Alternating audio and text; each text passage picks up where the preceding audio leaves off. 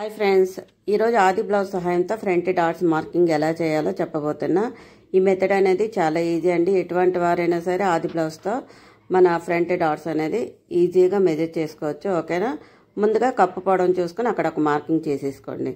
చేసుకున్నాక ఇప్పుడు ఆది బ్లౌజ్ని వేసుకొని హుక్స్ పట్టి వైపు వేసుకొని ఇప్పుడు స్టార్టింగ్ పాయింట్ హుక్స్ పట్టి ఉంటుంది కదా, అక్కడ నుండి స్టార్టింగ్ పాయింట్ నుండి మనం డాట్ కోసం కుట్టుకుంటాం కదా, ఫ్రంట్ డాట్.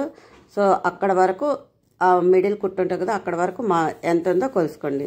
ఆ కొలిసింది ఇక్కడ మనం మార్క్ చేసుకోవాలి. అంటే ఇక్కడ హుక్స్ పట్టి కోసం మనం మార్క్ చేసుకున్నాం కదా, అక్కడ నుండి స్టార్టింగ్ పాయింట్ నుండి ఇక్కడ నాకు కస్టమర్ బ్లౌజ్లో 4 ఉందండి.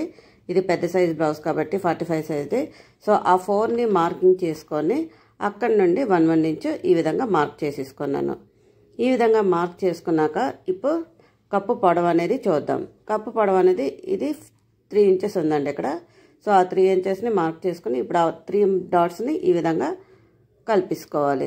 ఈ విధంగా కలిపేసుకున్నాక మనం నిన్న లాస్ట్ వీడియోలో చూసాం కదా, హుక్స్ కాజా పట్టి దగ్గర పెట్టుకున్న మార్కింగ్కి, తర్వాత కుట్టు కోసం పెట్టుకున్న మార్కింగ్కి, సైడ్ జాయింట్ దగ్గర పెట్టుకున్న మార్కింగ్కి ఈ విధంగా స్కేల్ సహాయంతో కలిపేసుకోవాలి.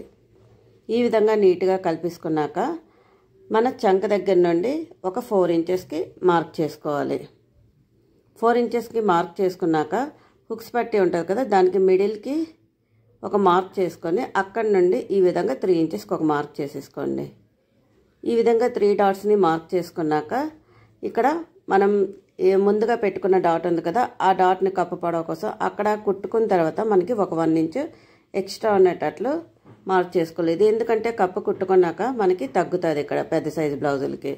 సో అందుకు ఈ 1 ఇంచ్ మార్క్ చేసుకున్నాక యాస్టీజ్గా కటింగ్ అనేది చేసుకోండి.